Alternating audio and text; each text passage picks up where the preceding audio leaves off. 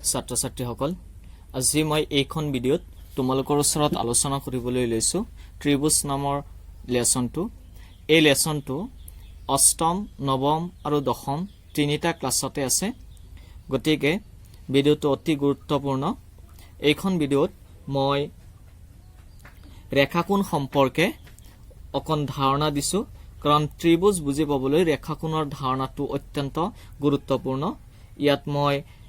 বিভিন্ন প্ৰকাৰৰ কোণ জুৰিয়া হিচাপত কোণৰ বিভিন্ন ভাগৰ উপৰি ত্ৰিভুজৰ ধৰ্ম ত্ৰিভুজৰ বৈশিষ্ট্য ত্ৰিভুজৰ সৰ্বসমতা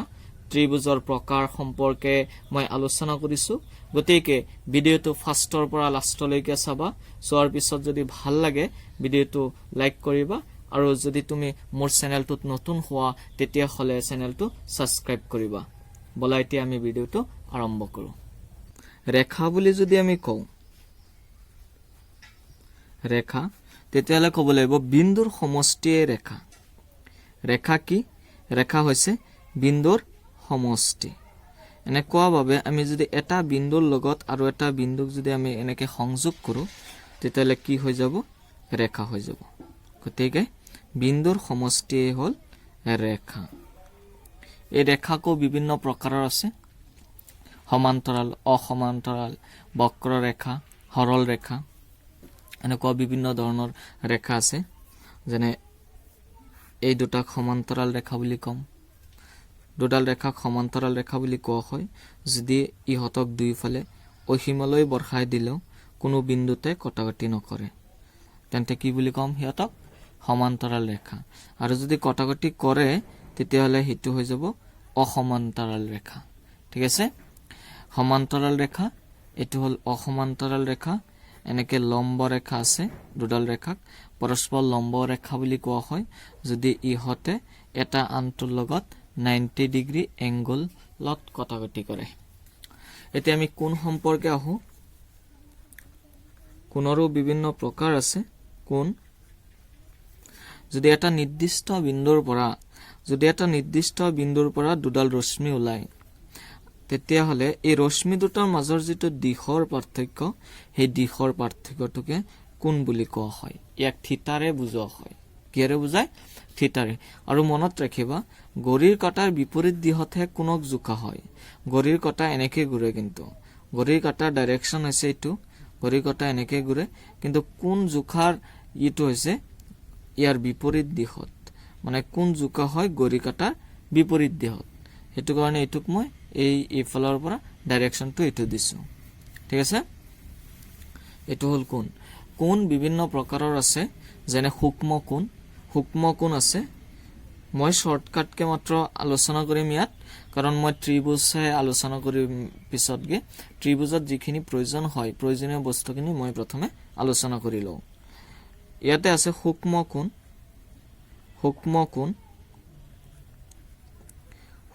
মানে 90 ডিগ্ৰীতকে সৰু কোণ 90 ডিগ্ৰীতকে সৰু কোণক সূক্ষ্ম কোণ বুলি কোৱা হয় এটা হৈছে সমকোণ মানে 90 ডিগ্ৰীৰ সমান যেটো কোণ এটো সমকোণ আৰু এটা হৈছে স্থূল কোণ তোমালোকে এটাতে বিলাক পাই আহিছা স্থূল কোণ বা স্থূল কোণ কেনেকে লিখা স্থূল কোণ 90 ডিগ্ৰীতকে ডাঙৰ কোণক স্থূল কোণ 90 ডিগ্ৰীতকে সৰু কোণক সূক্ষ্ম কোণ 90 ডিগ্ৰীৰ সমান কোণক সমকোণ আৰু 90 ডিগ্ৰীতকে ডাঙৰ হলে এটো কি হয় স্থূল কোণ পিছত আকৌ সৰল কোণ আছে সৰল কোণ কিমান সৰল কোণ হৈছে 180 ডিগ্ৰী সৰল কোণ যে কোণৰ মান 180 ডিগ্ৰী হয় তেনে কোণক কি বুলি কোৱা হয় সৰল কোণ বুলি কোৱা হয় ঠিক আছে ইয়াৰ পিছত আকৌ জুৰিয়া হিচাপত কোণ আছে জুৰিয়া হিচাপত এইটো হৈছে সিঙ্গল হিচাপত বা অকলহৰীয়া হিচাপত এটা কোণ সূক্ষ্ম হ'ব পাৰে সম হ'ব পাৰে স্থূল হ'ব পাৰে সৰল কোণ হ'ব পাৰে ঠিক আছে এটো হৈছে অকলহৰীয়া আৰু জুৰিয়া হিচাপত জোৰ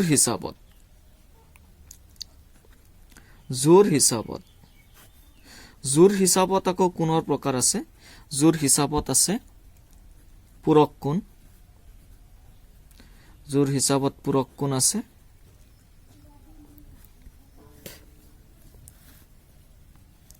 সম্পূৰক কোণ আছে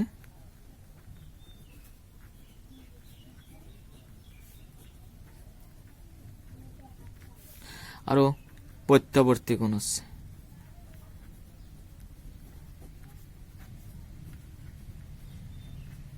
জোৰ হিচাপত কি পূৰক কোণ আছে সম্পূৰক কোণ আছে প্ৰত্যৱৰ্তী কোণ মনত ৰাখিবা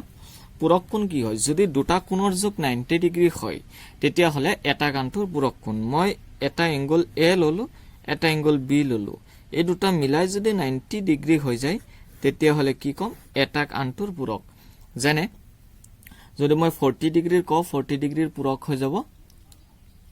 50 ডিগ্ৰী কাৰণ 40 লগত 50 প্লাস কৰিলে 90 হয় 60 ডিগ্ৰীৰ পূৰক কোণ 30 ডিগ্ৰী 80 ডিগ্ৰীৰ পূৰক কোণ কিমান 10 ডিগ্ৰী এনেকে 90 ডিগ্ৰীৰ পূৰক কোণ 0 ডিগ্ৰী ঠিক আছে এই পূৰক কোণবিলাক সাধাৰণতে 90 লৈকে যায় হ'ব এতিয়া আমি সম্পূৰকত আহো সম্পূৰক কোণবিলাক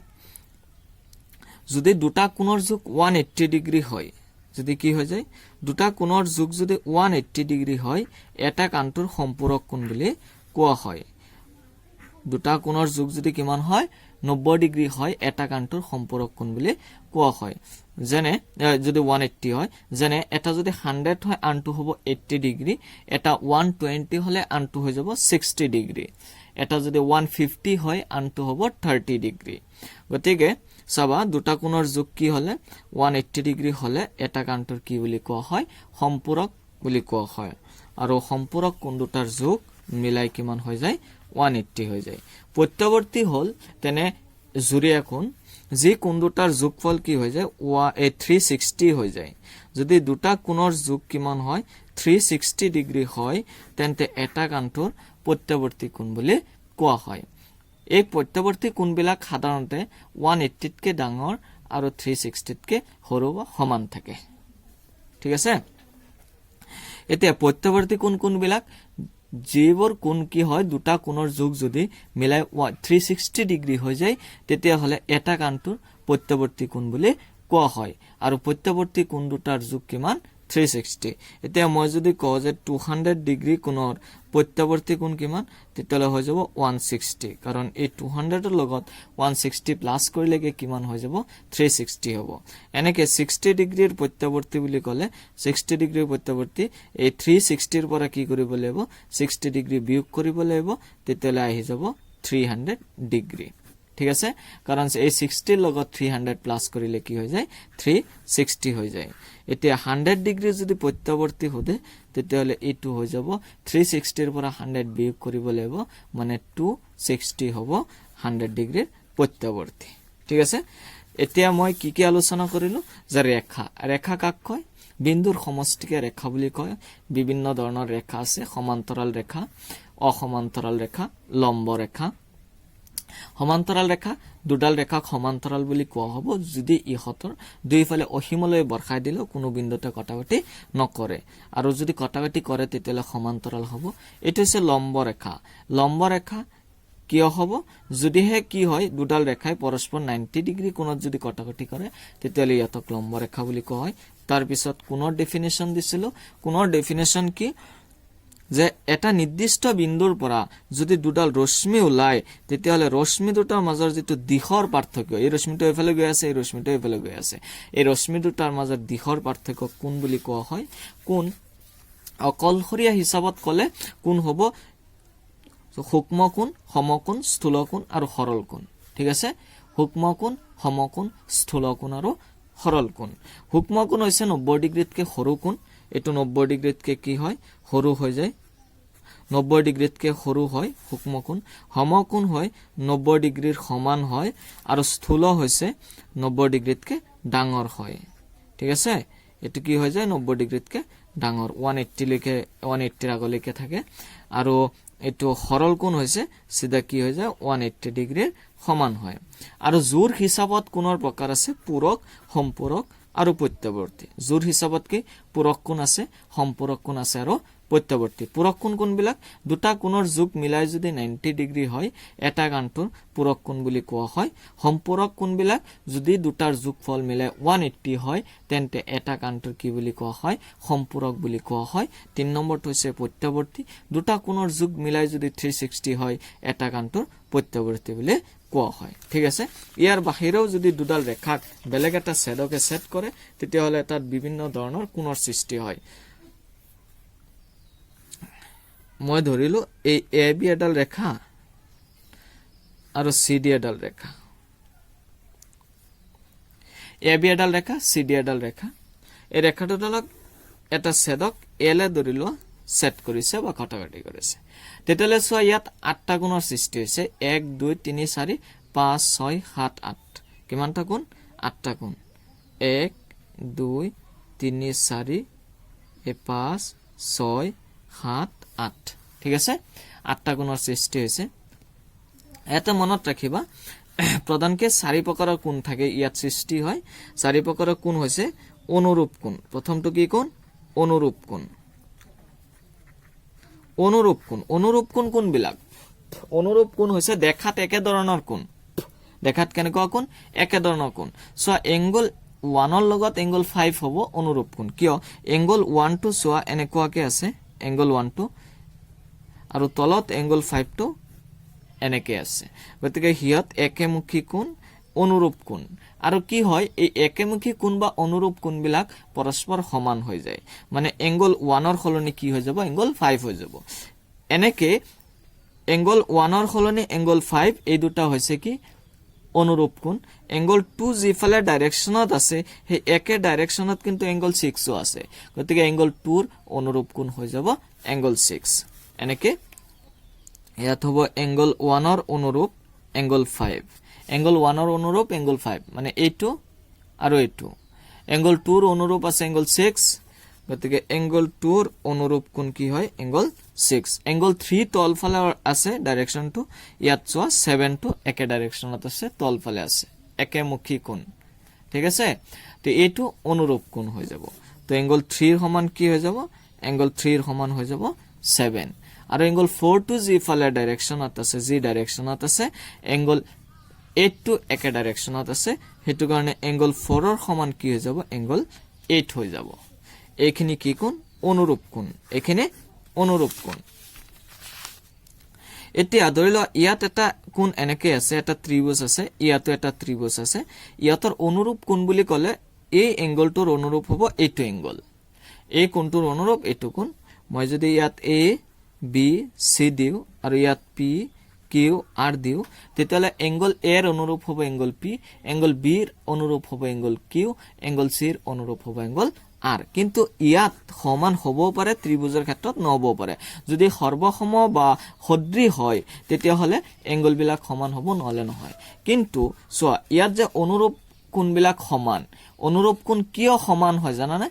প্ৰধান কাৰণটো হৈছে ৰেখা দুডাল যদিহে সমান্তৰাল হয় তেতিয়া হলে অনুৰূপ কোণবিলাক সমান হ'ব মানে অনুৰূপ কোণ সমান হলে ৰেখা দুডাল সমান্তৰাল হ'ব AB সমান্তৰাল CD হ'ব নাইবা যদি AB সমান্তৰাল CD হয় তেতিয়া হলে অনুৰূপ কোণবোৰ সমান হ'ব এতিয়া 2 নম্বৰটো হৈছে বিপ্ৰতীপ কোণ বিপ্ৰতীপ কোণ এতিয়া বিপ্ৰতীপ কোণ কোনবিলাক বিপ্ৰতীপ কোণৰ বিষয়ে জানিব লাগিব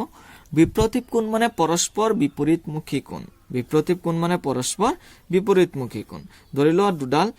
ৰেখা এনেকে কটাকটি কৰিছে এইটো কোণ আৰু এইটো কোণৰ ডাইৰেকশন সম্পূৰ্ণ বিপৰীত আৰু ইহত সমান এইটো হৈছে বিপ্ৰতীপ কোণ এইটো এই কোণটোৰ ডাইৰেকশন এইটো আছে এই কোণটোৰ ডাইৰেকশন এইটো গতে ইহত হৈছে পৰস্পৰ বিপ্ৰতীপ কোণ ইহত কি কোণ পৰস্পৰ বিপ্ৰতীপ কোণ ইয়াত 4 জোৰ বিপ্ৰতীপ কোণ আছে এই 1 ৰ বিপ্ৰতীপ হৈছে 3 2 ৰ বিপ্ৰতীপ হৈছে 8 এই 5 ৰ বিপ্ৰতীপ হৈছে 7 আৰু 6 ৰ বিপ্ৰতীপ হৈছে 8 গতে বিপ্ৰতীপ কোণ হৈছে পৰস্পৰ বিপৰীতমুখী কোণ 1 ৰ বিপ্ৰতীপ কি দেখালো এটো যদি 1 2 3 4 5 6 7 8 হয় তো কি হ'ব 1 ৰ বিপ্ৰতীপ হৈ যাব 3 আৰু 2 ৰ বিপ্ৰতীপ 4 5ৰ বিপৰীত 7 আৰু 6ৰ বিপৰীত 8 ঠিক আছে এইকেইটা হৈছে বিপৰীত কোণ তাৰ পিছত আমি আহো একান্তৰ কোণ এতিয়া আমি একান্তৰ কোণলৈ আহো ত্ৰিভুজ লেছনটোত একান্তৰ কোণ খুব বেছি ব্যৱহাৰ হৈ আছে বা হ'ব গতিকে একান্তৰ কোণটো ঠিককে শিকিবা একান্তৰ কোণ হৈছে কেনেকুৱা এই ধৰি লোৱা এই দুডাল ৰেখা আছে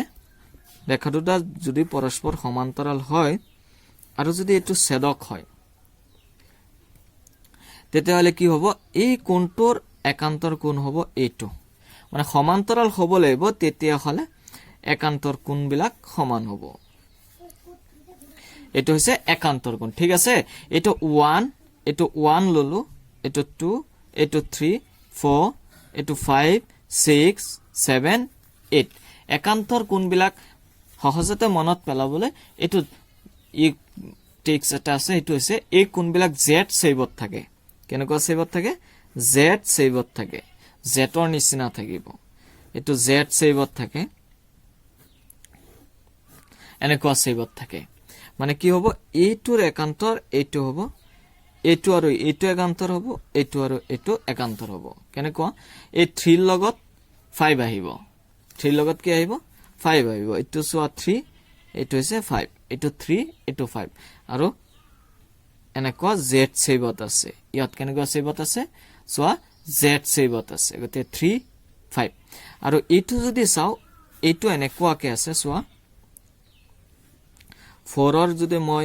একান্তৰ কোণ বিচাৰো তেতিয়ালে এইটো জেড শেপ চাব লাগিব এইটো ইয়াত 4 আছে আৰু ইয়াত কি আছে 6 আছে তেতিয়ালে 4 ৰ একান্তৰ কোণ কি হৈ যাব 6 হৈ যাব কাৰণ জেড শেপত যাব 4 ৰ একান্তৰ কোণ 6 এনেকুৱাকে থাকিব পাৰে একান্তৰ কোণ বা আমি যদি কি কৰো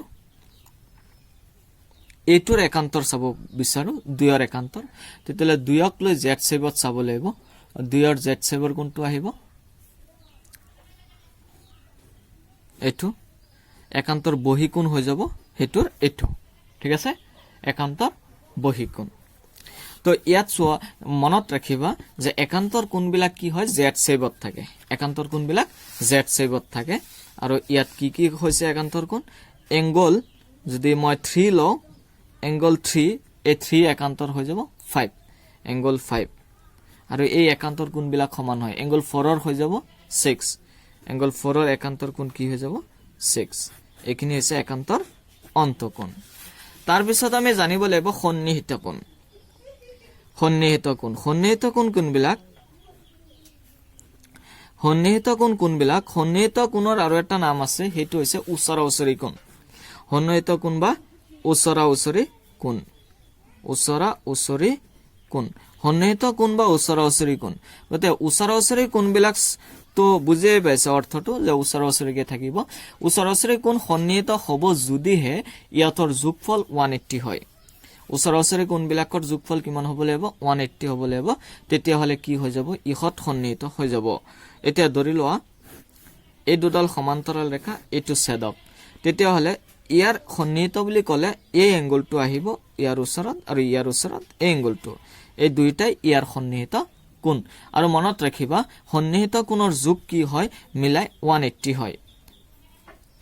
অনুৰূপ কোণবিলাক কি আছিল সমান আছিল বিপৰীত কোণবিলাক সমান আছিল একান্তৰ কোণবিলাক সমান আছিল কিন্তু সন্নিহিত কোণবিলাক কি হয় মিলাই 180 হয় হেতু হে কাৰণে ইয়াতক ৰৈখিক জোৰ বুলিও কোৱা হয় ইয়াতক কি বুলিও কোৱা হয় ৰৈখিক জোৰ বুলিও কোৱা হয় মনত ৰাখিবা এটো 5 6 7 8 এটো যদি আমি সন্নিহিত কোণ বিচাৰো একৰ সন্নিহিত মানে একৰ ওচৰত আৰু কি কি আছে একৰ ওচৰত এইফালে 2 আছে এইফালে 4 আছে হেতু কাৰণে আমি এনেকে লিখিব পাৰো এংগল 1 প্লাস এংগল 2 মিলাই কিমান 180 ডিগ্ৰী বা এংগল 1 প্লাস এংগল 4 মিলাই 180 কাৰণ ইহত ৰৈখিক জোৰ মানে এই দুটা মিলাই এটা সৰল ৰেখাক বুজাব অনৰ লগত যদি 2 প্লাস কৰো মিলাই এই সৰল ৰেখাটোক বুজাব অনৰ লগত 2 প্লাস কৰিলে কি হৈ যাব এই সৰল ৰেখাটোক বুজাব হেতু কাৰণে এটো ৰৈখিক জোৰ অনৰ লগত 4 প্লাস কৰিলেও এটো এটা ৰৈখিক জোৰ গতিকে 180 হ'ব সেই কাৰণে ইহত সন্নিহিত এই 3 লগত 4 ৰ যদি বিচাৰো 4 ৰ লগত 3 আহিব 4 ৰ লগত 1 আহিব 5 ৰ যদি বিচাৰো 5 ৰ লগত কি আহিব এই এংগল 5 ৰ লগত যদি সন্নিহিত বিচাৰো 6 আহিব এংগল 5 ৰ লগত 6 আহিব আৰু এংগল 5 ৰ লগত কি আহিব 8 আহিব 5 ৰ লগত কি আহিব 8 আহিব মিলাই কি হ'ব 180 এটা যদি আমি এংগল 6 বিচাৰো এংগল 6 ৰ লগৰ সন্নিহিত তেতিয়ালে এংগল 6 ৰ লগত কি আহিব 5 আহিব আৰু 7 আহিব এংগল 6 ৰ লগৰ সন্নিহিত হ'ব এংগল 5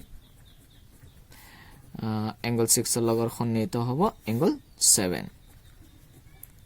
কাৰণ এই 6 ৰ লগত 5 প্লাস কৰিতে এটা সৰল ৰেখা হৈ গৈছে এই 6 ৰ লগত 7 প্লাস কৰিলেও এই দুটা মিলে এটা সৰল কোণ হৈ গৈছে সৰল ৰেখা এটা ওপৰত পৰিছে একটু কাৰণে ইয়াতক ৰৈখিক জোৰ বুলিও কোৱা হয় কি বুলি কোৱা হয় ৰৈখিক জোৰ বুলিও আমি ক'ব পাৰো ঠিক আছে এইখিনি হল কোণৰ বিষয়ে সাধাৰণ ধাৰণা কি কলো যে অনুৰূপ কোণ বিলাক কি হয় একে ধৰণৰ কোণ দেখাত একে ধৰণৰ কোণ দেখাত কি হয় ইহত একে হয় তাৰ পিছত আছিল বিপৰীত কোণ বিলাক পৰস্পৰ বিপৰীতমুখী কোণ অনুৰূপ কোণ বিলাক একে ধৰণৰ কোণ একেমুখী কোণ হয় ইয়াত সব কেইটা কি থাকে একেফালে মুখ কৰি থাকে ইয়াত একেমুখী কোণ আৰু ইয়াতৰ মানুহ একে এটা হৈছে অনুৰূপ কোণ কিন্তু বিপৰীত কোণ বিলাক কি হয় পৰস্পৰ বিপৰীতমুখী কোণ বিপৰীত কোণ বিলাক হৈছে পৰস্পৰ বিপৰীতমুখী কোণ ইহতৰ মানুহ একে থাকে তাৰ পিছত আছিল আমাৰ একান্তৰ কোণ বিলাক কি হয় জেড শেপত থাকে মনত ৰাখিবা একান্তৰ কোণ বিলাক কি হয় জেড শেপত থাকে এবিলাক হৈছে একান্তৰ কোণ তাৰ পিছত আছে সন্নিহিত কোণ মানে ওচৰা-ওচৰি কোণ ইয়াতৰ যোগফল ইয়াতক জুৰিয়া কোণ বুলি কোৱা হয় ইয়াতৰ বা ৰৈখিক জোৰ বুলি কোৱা হয় ইয়াতৰ যোগফল 180 হয় ইহত হৈছে ওচৰা-ওচৰি কোণ এই 1 ৰ এংগল 1 ৰ ওচৰা-ওচৰি কোণ হলে এই কি আহিব ইয়াতে 2 আহিব আৰু 4 আহিব কিন্তু এংগল 1 ৰ বিপৰীত বুলি ক'লে কি আহিব 3 আহিব এংগল 2 ৰ বিপৰীত বুলি ক'লে 4 আহিব কিন্তু এংগল 2 ৰ যদি আমি সন্নিহিত বুলি কওঁ ওচৰত কি আছে এংগল 1 আছে আৰু এইফালে আছে এংগল 3 এখিনি গল এতিয়া আমি ত্ৰিভুজত আহো এতিয়া আমাৰ আসল লেসনটো আমি আৰম্ভ কৰো ঠিক আছে সো ত্ৰিভুজৰ বিষয়ে তোমালোকৰ ডেফিনেশনটো জানাই যে ত্ৰিভুজ হৈছে তিনিটা বাহুৰে আগৰা সৰল বন্ধ ক্ষেত্ৰ ত্ৰিভুজ কি যদি খুদে ত্ৰিভুজ হৈছে তিনিটা বাহুৰে আগৰা সৰল বন্ধ ক্ষেত্ৰ ত্ৰিভুজ হৈছে তিনিটা বাহুৰে আগৰা সৰল বন্ধ ক্ষেত্ৰ আৰু ত্ৰিভুজৰ প্ৰকাৰৰ বিষয়ে তোমালোকে জানা ত্ৰিভুজ প্ৰধানকৈ 6 প্ৰকাৰৰ ত্ৰিভুজ প্ৰধানত কেই প্ৰকাৰৰ ত্ৰিভুজ প্ৰধানত 6 প্ৰকাৰৰ এটত পাই আইছা ত্ৰিভুজৰ প্ৰকাৰ ত্ৰিভুজ প্ৰধানত 6 প্ৰকাৰৰ প্ৰথমটো হৈছে কোণ হিচাপত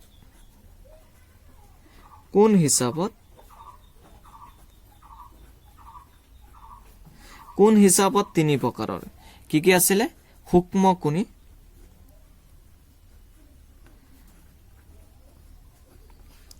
কোণ হিচাপে সূক্ষ্ম কোণী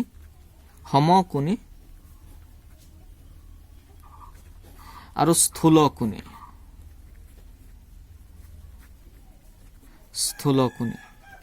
সূক্ষ্ম কোণী সমকোণী আৰু স্থূল কোণী সূক্ষ্ম কোণী ত্ৰিভুজ বিলাক কি হয় প্ৰতিটো কোণ 90 ডিগ্ৰীতকৈ সৰু হয় সূক্ষ্ম কোণী ত্ৰিভুজৰ প্ৰতিটো কোণ কি হয় 90 ডিগ্ৰীতকৈ সৰু হয় সমকোণী ত্ৰিভুজৰ এটা কোণ কি হয় 90 ডিগ্ৰী হয় সমকোণী ত্ৰিভুজৰ এটা কোণৰ যোগ কিমান হয় 90 হয় গতিকে মনত ৰাখিবা এটা কোণ যদি 90 ডিগ্ৰী হয় বাকি দুটা মিলাইও কিমান হ'ব 90 হ'ব কাৰণ টোটাল কিমান হয় 180 হয় স্থূলকোণী ত্ৰিভুজৰ এটা কোণৰ মাপ কিন্তু মাত্ৰ 90 ডিগ্ৰীতকৈ ডাঙৰ হয় স্থূলকোণী যদিও ইয়াত প্ৰতিটো 90তকৈ ডাঙৰ হ'ব নোৱাৰে ইয়াত মাত্ৰ কি হৈ যায় এটা কোণৰ যোগ 90তকৈ ডাঙৰ হ'লে কি হৈ যাব স্থূলকোণী ত্ৰিভুজ হৈ যাব সমকোণী ত্ৰিভুজ কোনবিলাক যি ত্ৰিভুজৰ প্ৰতিটো কোণৰ মাপ 90 ডিগ্ৰীতকৈ সৰু তেনে ত্ৰিভুজৰ এইটো সূক্ষ্মকোণী বুলি কোৱা হয় সমকোণী যদি কয় যি ত্ৰিভুজৰ এটা কোণৰ মাপ কি হয় 90 ডিগ্ৰীৰ সমান হয় তেনে ত্ৰিভুজক সমকোণী ত্ৰিভুজ আৰু স্থূলকোণী কলে 90 ডিগ্ৰীতকৈ ডাঙৰ কোণ বিশিষ্ট ত্ৰিভুজক কি বুলি কোৱা হয় স্থূলকোণী ত্ৰিভুজ বুলি কোৱা হয় এনেকে বাহু হিচাপে কোণ আছে আকৌ তিনি প্ৰকাৰৰ বাহু হিচাপে কোণ কেই প্ৰকাৰৰ তিনি প্ৰকাৰৰ কি আছে বাহু হিচাপে আছে সমবাহু কোণবিলাক যদি প্ৰতিটো বাহুৱে সমান হয় যদি কি হয় কোনো এটা ত্ৰিভুজৰ প্ৰতিটো বাহু সমান হয় তেতিয়ালে তাৰ নাম হ'ব সমবাহু মানে কি যি ত্ৰিভুজৰ প্ৰতিটো বাহু সমান তেনে ত্ৰিভুজক সমবাহু ত্ৰিভুজ বুলি কোৱা হয় তাৰ পিছত আছে সমদ্বিবাহু কোণবিলাক যদি এটা ত্ৰিভুজৰ দুটা বাহু সমান হয় যদি কি হয় দুটা বাহু সমান হয় তেতিয়া তাক কয় সমদ্বিবাহু ত্ৰিভুজ যদি কোনো ত্ৰিভুজৰ দুটা বাহু সমান হয় তাৰ নাম হৈছে সমদ্বিবাহু ত্ৰিভুজ আৰু এটা হৈছে বিষমবাহু ত্ৰিভুজ যদি এটা ত্ৰিভুজৰ তিনিটা বাহুৰ মাপ বেলেগ বেলেগ হয় কাৰো লগত যদি কাৰো নিমিলে তেতিয়া হলে তাক কি বুলি কম বিষমবাহু ত্ৰিভুজ বুলি কম 3 নম্বৰটো হৈছে বিষমবাহু ত্ৰিভুজ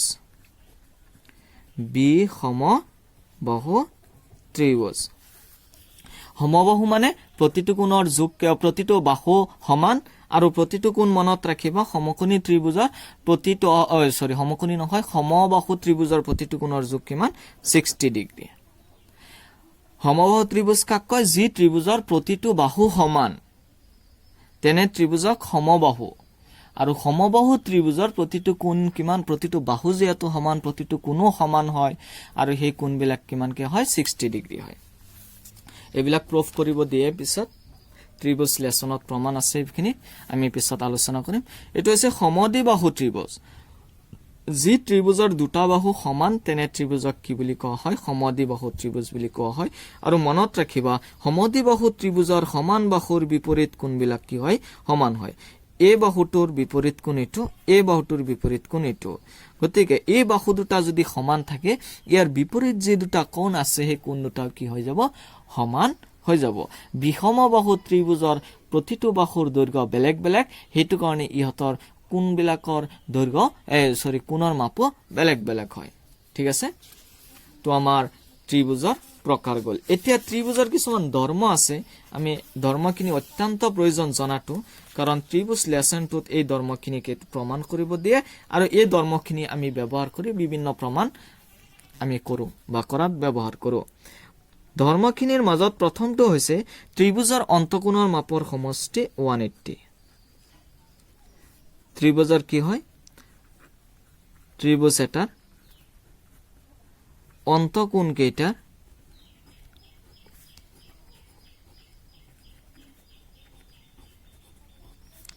মাপৰ সমষ্টি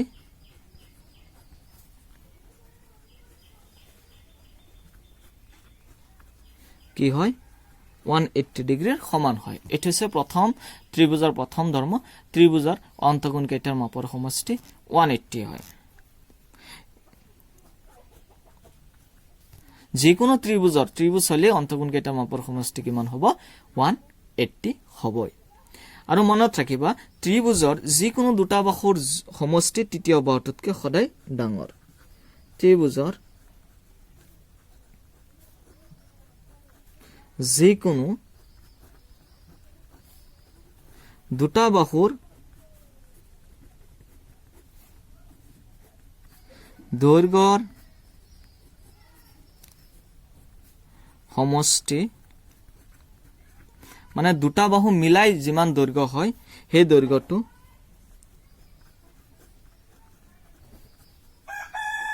সদায় তাৰ তৃতীয় বাহুতকৈ ডাঙৰ সদায় কি হৈ যায় তৃতীয় বাহুতকৈ ডাঙৰ হৈ যায় ঠিক আছে ত্ৰিভুজৰ যিকোনো দুটা বাহুৰ দৈৰ্ঘ্যৰ সমষ্টি কি হয় সদায় তৃতীয় বাহুতকৈ ডাঙৰ হয় 3 নম্বৰটো হৈছে সমদ্বিবাহু ত্ৰিভুজৰ মনত ৰাখিবা সমদ্বিবাহু ত্ৰিভুজৰ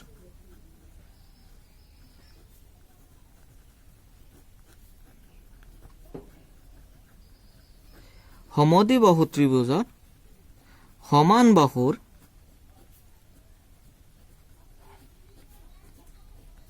বিপৰীত কোণবোৰ সমান সমান বাহুৰ কি হয় বিপৰীত কোণবোৰ সমান হয়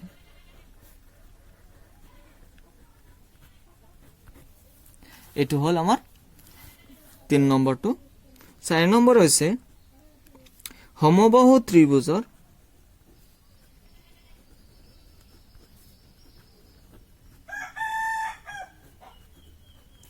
প্ৰতিটো কোণৰ যোগ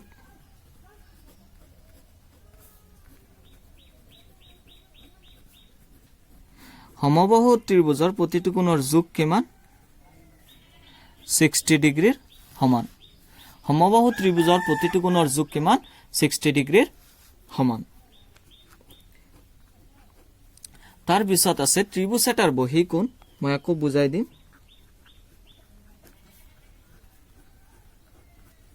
ত্ৰিভুজ এটাৰ বহিকোণ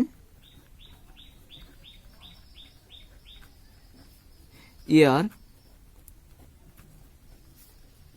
দূৰৱৰ্তী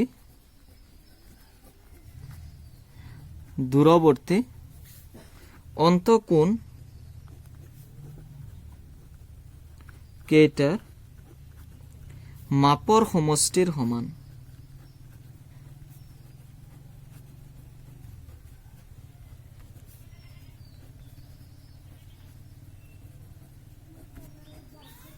ত্ৰিভুজ এটাৰ বহিকোণ ইয়াৰ দূৰৱৰ্তী অন্তঃকোণ দুটাৰ মাপৰ সমষ্টিৰ সমান আৰু এটা আছে হেতু আছে ত্ৰিভুজৰ এটা বাহুৰ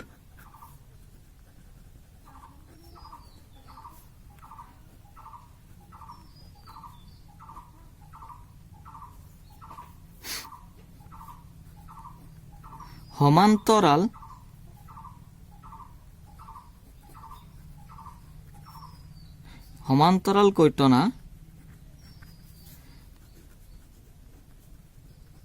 ৰেখাডালে বাকি দুটা বাহুক সমানুপাতত ভাগ কৰে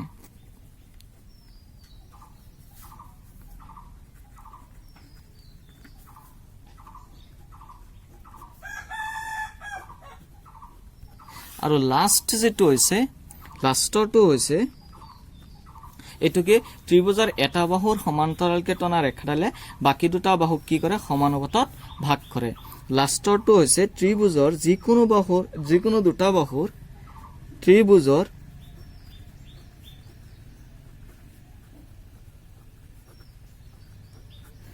যিকোনো দুটা বাহুৰ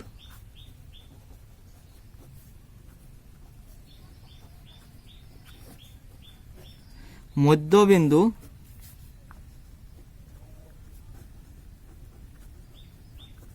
সংযোগী ৰেখাডালে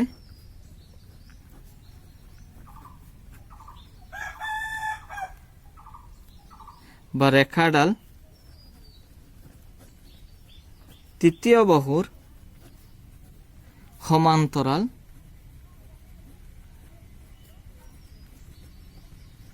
আৰু তাৰ মাপৰ আধা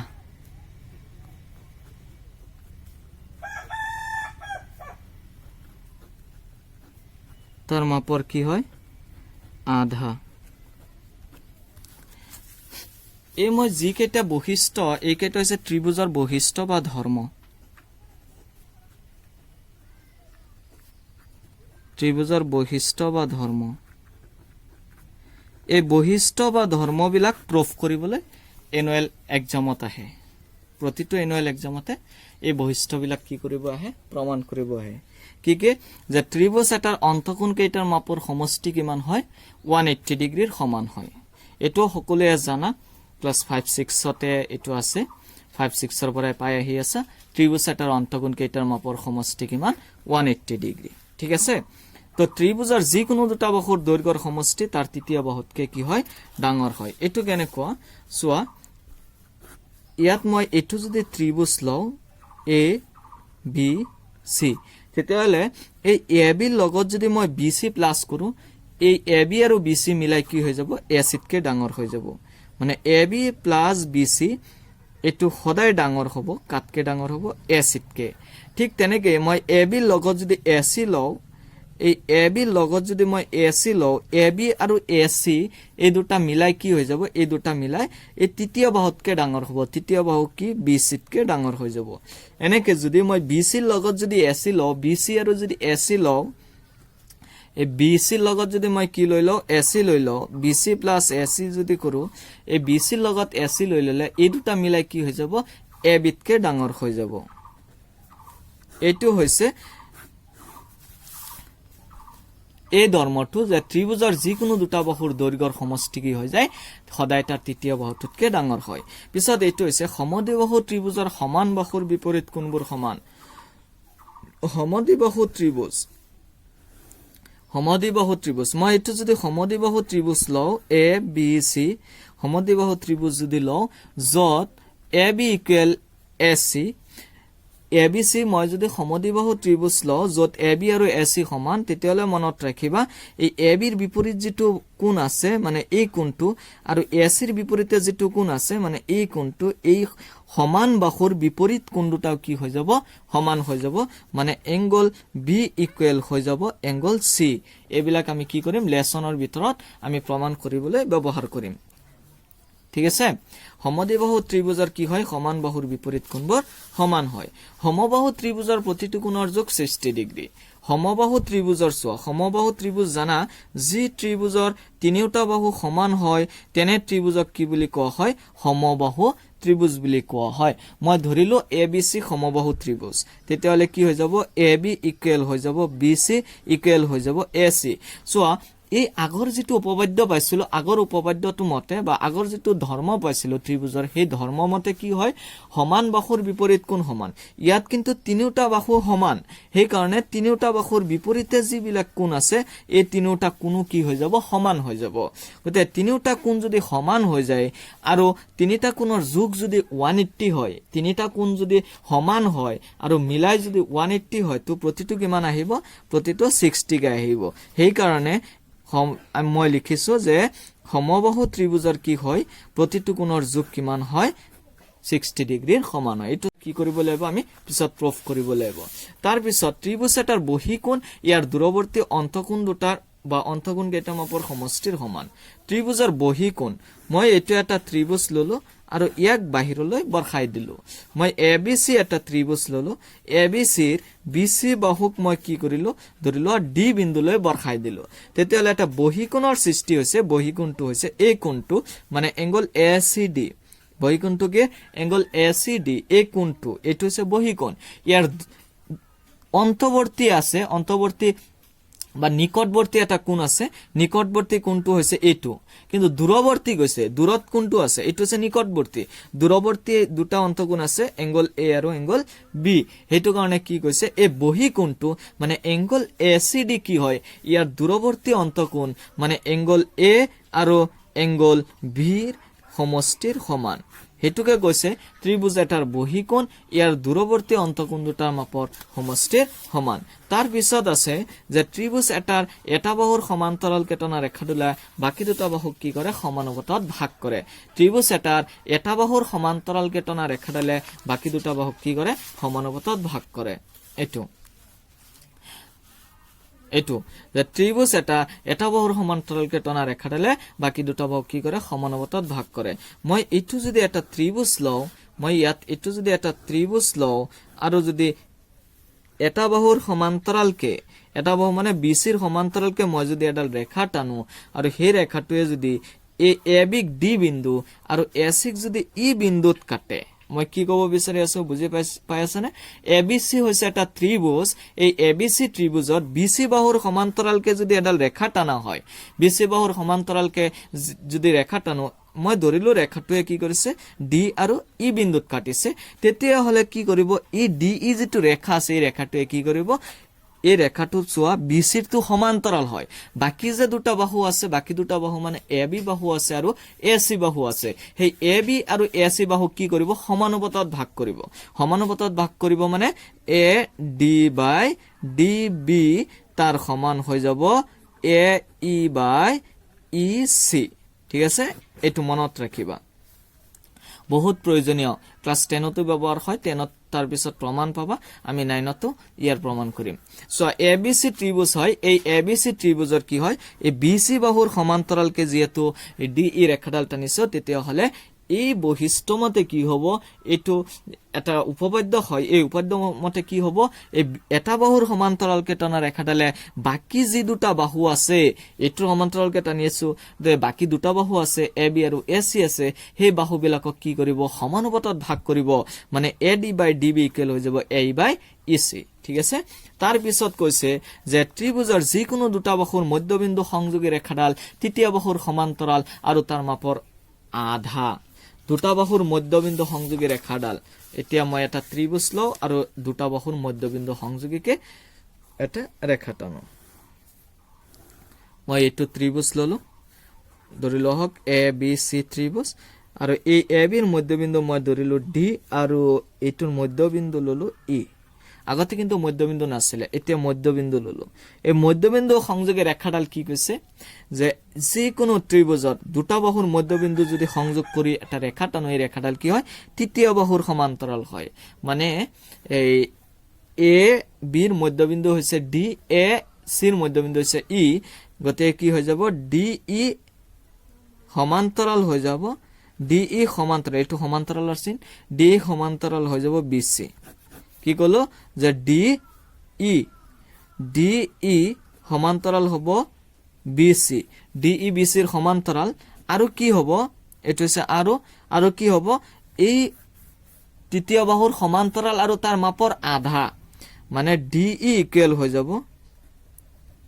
হাফ অফ BC DE কি হৈ যাব BC ৰ সমান্তৰাল হ'ব D আকৌ কি হৈ যাব হাফ অফ BC হৈ যাব গতিকে এইখিনি মনত ৰাখিবা উপপাদ্যখিনি যে কি কৈছে ত্ৰিভুজৰ যিকোনো দুটা বাহুৰ মধ্যবিন্দু সংযোগী ৰেখাডাল তৃতীয় বাহুৰ সমান্তৰাল আৰু তাৰ মাপৰ আধা এবেলা কিন্তু এক্সামত প্ৰুফ কৰিব আহে এনুৱেলত ইম্পৰ্টেন্ট আছে এইখিনি আটাইখিনি মুখস্থ কৰিবা আৰু বুজিবলৈ চেষ্টা কৰিবা এইবিলাক এক্সামত প্ৰুফ কৰিব দিয়ে এই আটাইখিনি এক্সামত কি কৰিব দিয়ে প্ৰুফ কৰিব দিয়ে গতিকে বহুত ইম্পৰ্টেন্ট হয় ঠিক আছে এইকেইটা কি হয় ত্ৰিভুজৰ ধৰ্ম বা বৈশিষ্ট্য এইখিনি কাকো উপপাদ্য বুলিও কোৱা হয় ঠিক আছে আমি এতিয়া ত্ৰিভুজৰ সৰ্বসমতাৰ ওপৰত যাও ত্ৰিভুজৰ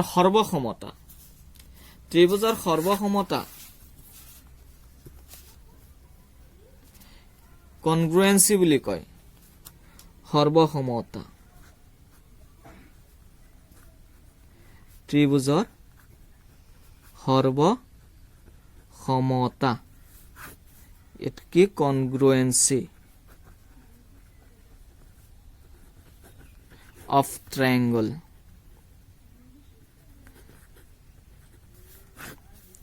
মানে ত্ৰিভুজৰ সৰ্বসমতা এতিয়া ত্ৰিভুজ কি শৰ্ত সাপেক্ষে ত্ৰিভুজ সৰ্বসম হয় প্ৰধান চাৰিটা শৰ্ত সাপেক্ষে ত্ৰিভুজ সৰ্বসম হয় সৰ্বসম মানে কি সৰ্বসম মানে হৈছে সৰ্ব অংগ সমান মানে আমি যদি আমাৰ দুটা হাত লও এটা হাতৰ ওপৰত যদি আৰু এটা হাত এনেকে বহাই দিও তেতিয়া হলে চাবা আঙুলি বিলাক কি হৈ যাব এটাৰ ওপৰত আনটো দুনিয়াকে বহি যাব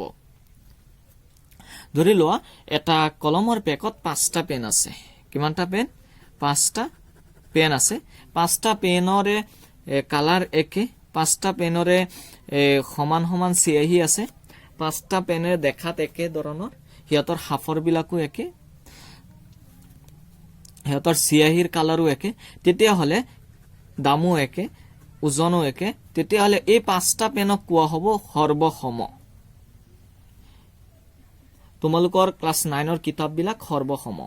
যদিহে কিতাবৰ পেজ বিলাক একে থাকে লিখা বিলাক একে থাকে তেতিয়া হলে হিবিলাক আকাৰ বিলাক একে থাকে হিবিলাক কি হৈ যাব সৰ্বসম হৈ যাব ঠিক আছে সৰ্বসম মানে হৈছে এটা লগত আনটো মিলি যোৱা সম্পূৰ্ণৰূপে মিলিব লাগিব তেতিয়াহ'লে কি হ'ব সৰ্বসম হ'ব মই ইয়াত দুটা ত্ৰিভুজ আঁকো এটো এটা ত্ৰিভুজ মই ইয়াত আৰু এটা ত্ৰিভুজ আঁকিলো সৰ্বসমকে আঁকাটো অকণ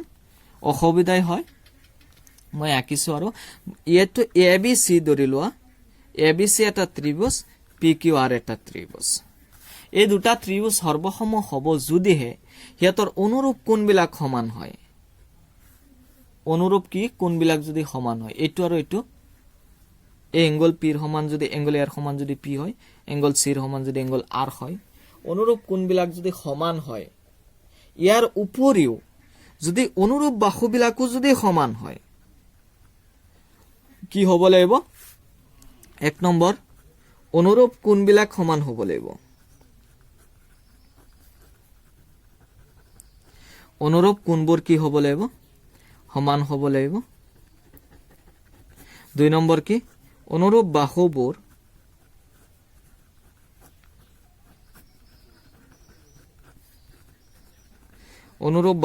কি সমান হ'ব লাগিব তেতিয়াহ'লে কি হ'ব সৰ্বসম হ'ব কিন্তু যদি অনুৰূপ বাহুবোৰ সমানুপাতিক হয় তেতিয়াহ'লে সৰ্বসম নহ'ব তেতিয়াহ'লে সদৃশ হ'ব ক্লাস 9 লৈকে কি আছে সৰ্বসম আছে সদৃ নাই সদৃশতা হৈছে ক্লাস 10 ৰ ঠিক আছে তো ক্লাস 10 ত গে এটো কি হৈ যাব অনুৰূপ বাহুবোৰ সমানুপাতিক হ'ব এটো সমান নহয় তাত গে সমানুপাতিক হ'ব এতিয়ালৈকে কিন্তু সমান অনুৰূপ বাহুবোৰ অনুৰূপ কোণবোৰ সমান হ'ব লাগিব অনুৰূপ বাহুবোৰ সমান হ'ব লাগিব তেতিয়াহ'লে কি হৈ যাব ত্ৰিভুজ এ বি সি ৰ সৰ্বসম হৈ যাব ত্ৰিভুজ P Q R ত্ৰিভুজ A B সি ৰ সৰ্বসম হ'ব ত্ৰিভুজ পি কিউ আৰ কেনেকৈ হ'ব কি শৰ্ত সাপেক্ষে হ'ব যদিহে এই এ বিৰ সমান পি কিউ হয় যদিহে বি সিৰ সমান কিউ আৰ হয় যদিহে এ সিৰ সমান পি আৰ হয় এইবিলাক সমান হলে ত্ৰিভুজ দুটা কি হৈ যাব সৰ্বসম হৈ যাব আৰু মনত ৰাখিবা সৰ্বসম হোৱাৰ পিছত আমি সিপিসিটি বুলি লিখিব পাৰো সিপিসিটি মানে সিপিসিটিৰ মই ফুল ফৰ্মটো কৈ দিছো এটো হৈছে কৰেসপন্ডিং parts of congruence triangle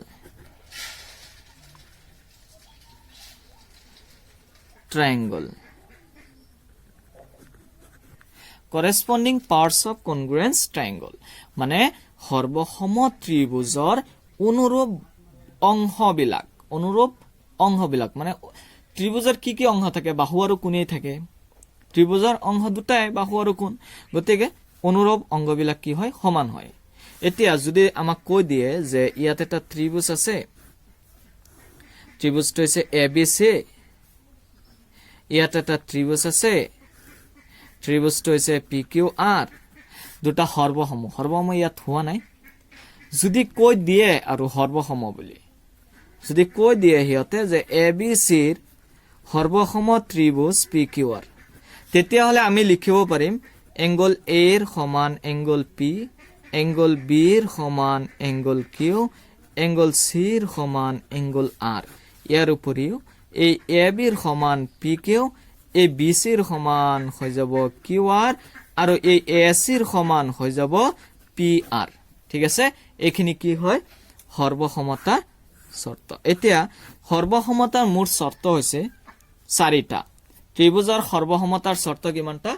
ত্ৰিভুজৰ সৰ্বসমতাৰ শৰ্ত হৈছে 4টা কি শৰ্ত প্ৰথমটো হৈছে বাহু বাহু বাহু প্ৰথমটো কি বাহু বাহু বাহু 4টা শৰ্ত প্ৰথমটো হৈছে বাহু বাহু বাহু এস এস এস প্ৰথম শৰ্তটো বাহু বাহু বাহু এস এস এস মানে কি হয় এটা ত্ৰিভুজৰ যদি 3টা বাহু বেলেগ এটা ত্ৰিভুজৰ যদি 3টা বাহুৰ সৈতে মিলি যায় যদি কি হয় এটা ত্ৰিভুজৰ 3টা বাহু মই ইয়াত এ বি সি ত্ৰিভুজ ললো ইয়াত মই পি কিউ আৰ ত্ৰিভুজ ললো ইয়াৰ 3টা বাহু মানে এ বিৰ সমান যদি পি কিউ হয় বি সিৰ সমান যদি কিউ আৰ হয় আৰু এই এ সিৰ সমান যদি পি আৰ হয় এই 3টা বাহু যদি মিলি যায় তেতিয়াহলে কি হৈ যাব ত্ৰিভুজ দুটা সৰ্বসম হৈ যাব ত্ৰিভুজটা কি হৈ যাব সৰ্বসম হৈ যাব এটো হৈছে সৰ্বসমতাৰ প্ৰথম শৰ্ত দুই নম্বৰটো হৈছে বাহু কোণ বাহু দুই নম্বৰটো কি বাহু কোন বাহু বাহু কোন বাহু মানে কি হয় এস এ এস ধৰি লোৱা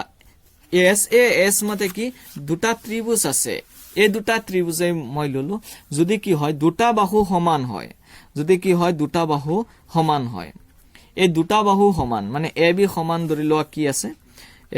এ বিৰ সমান আছে পি কিউ আৰু বি সিৰ সমান আছে বি সিৰ সমান আছে কিউ আৰ আৰু এংগল বিৰ সমান দি দিছে এংগল কিউ তেতিয়াহলে কি হৈ যাব এই ত্ৰিভুজ দুটা সৰ্বসম হৈ যাব মানে এ বি সি সৰ্বসম হৈ যাব ত্ৰিভুজ K P Q R A B C ত্ৰিভুজ সৰ্বসম P Q R কি শৰ্তটো কি মতে শৰ্তটো হল এস এ এস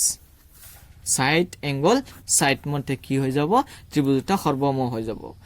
এইটো এস এ এস বাহু কোন বাহু মানে যদি দুটা ত্ৰিভুজৰ দুটা বাহু এটা ত্ৰিভুজৰ দুটা বাহু এটা কোণ বেলেগ এটা ত্ৰিভুজৰ অনুৰূপ দুটা বাহু এটা কোণৰ সৈতে সমান হয় তেতিয়াহলে বাহু কোণ বাহু মতে ত্ৰিভুজ দুটা কি হৈ যাব সৰ্বসম হৈ যাব প্ৰথমটো হল বাহু বাহু বাহু দ্বিতীয়টো বাহু কোণ বাহু 3 নম্বৰটো হৈছে কোন কোন বাহু এনেকে লব পাৰা কোন কোন বাহু ইয়াক বহুতে এনেকে লিখে তেনেকে লিখিলেও হ'ব মানে কোনটো প্ৰথম কোন কোন মাজত বাহু শেষত কোন এনেকে লিখিলেও হয় ঠিক আছে এটো হৈছে এংগল এংগল সাইড এতিয়া দুটা ত্ৰিভুজৰ আছে এটা ত্ৰিভুজৰ দুটা কোণ এটা বাহু এটা ত্ৰিভুজৰ দুটা কোণ এটা বাহু মানে ধৰি লও এটো কোণ আৰু এটো কোণ এটো কোণ আৰু এটো কোণ এই দুটা কোণ আৰু এটা বাহু মধ্যবৰ্তী বাহু যদি এটা ত্ৰিভুজৰ দুটা কোণ এটা বাহু ঠিক আছে যদি এটা ত্ৰিভুজৰ দুটা কোণ এটা বাহু সোৱা এইটো আকৌ এই বাহু বাহু বাহুতে পৰিছে দুটা কোণ যদি সমান হয় এইটোৰ বিপৰীত বাহুটো সমান হ'ব এইটোৰ বিপৰীত বাহুটো সমান হ'ব আৰু এই বাহুটো সমান বুলি কৈছে তো কি হৈ গল আটাইবিলাক বাহু সমান হৈ গল মানে যদি দুটা কোণ এটা বাহু এই দুটা কোণ এটা বাহুৰ সৈতে সমান হয় মই ইয়াক এ বি সি বুলি ললো এক মই পি কিউ আৰ বুলি ললো যদি এংগল এ এর সমান এংগল পি হয় যদি এংগল বি এর সমান এংগল কিউ হয় আৰু এই এ বি বাহুৰ সমান যদি পি কিউ বাহু হয় তেতিয়ালে কি হৈ যাব ত্ৰিভুজ এ বি সি এৰ সৰ্বসম হৈ যাব ত্ৰিভুজ পি কিউ আৰ মানে এই দুটা ত্ৰিভুজ সৰ্বসম হ'ব কি মতে যদি কি হয় দুটা বাহু এটা বাহু আৰু দুটা অনুৰূপ কোণ যদি কি হৈ যায় সমান হৈ যায় মানে এংগল এ এর সমান এংগল পি এংগল এ এর সমান এংগল পি হয় এংগল বি এর সমান এংগল কিউ আৰু এই এংগলৰ মধ্যবৰ্তী যেটো বাহু আছে এংগল দুটাৰ মধ্যবৰ্তী বাহুটো যদি কি হৈ যায় সমান হৈ যায় তেতিয়ালে ত্ৰিভুজ দুটা কি হৈ যাব সৰ্বসম হৈ যাব এটো হল 3 নম্বৰ শৰ্ত 4 নম্বৰ এটা শৰ্ত আছে যেটো হকবা বুলি কয় 4 নম্বৰ শৰ্তটি হকবা মানে সমকোণ হকবা এটো সমকোণ কৰ্ণ বাহু এটো আৰ এস এস ৰাইট এংগল হাইপোটেসিস আৰু এটো হৈছে সাইড দুটা সমকোণী ত্ৰিভুজ আছে মই দুটা সমকোণী ত্ৰিভুজ ললো যদি দুটা সমকোণী ত্ৰিভুজৰ কৰ্ণ দুটা সমান হয়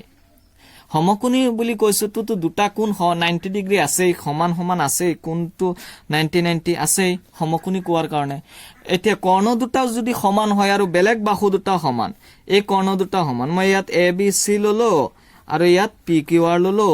এতিয়া এই দুটা যদি সমকোণী হয় তো angle B equal angle Q equal 90 তো আছে তাৰ পিছতো যদি কৰ্ণ দুটা সমান থাকে মানে এ সি ৰ সমান যদি কি থাকে পি আৰ থাকে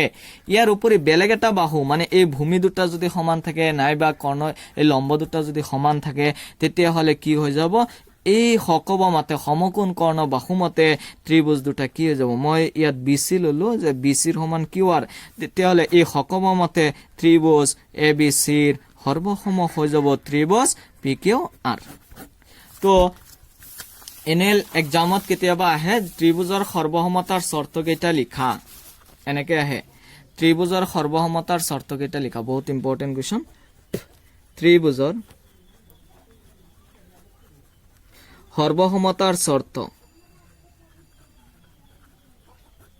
সৰ্বসমতাৰ চৰ্তকেইটা লিখা 1 নম্বৰটো হৈছে বাহু বাহু বাহু বাহু বাহু বাহু ইয়াক এস এস এস বুলি কয় 2 নম্বৰটো হৈছে বাহু কোন বাহু এটো এস এ এস বুলি কয় 3 নম্বৰটো হৈছে কোন কোন বাহু ইয়াক এংগল এংগল সাইড বুলি কয় 4 নম্বৰটো হৈছে হকবা মানে সমকোণ কৰ্ণ বাহু ঠিক আছে এই চাৰিটা মনত ৰাখিবা আৰু লিখি লবা ফাইনাল এই এনুৱেল এক্সামত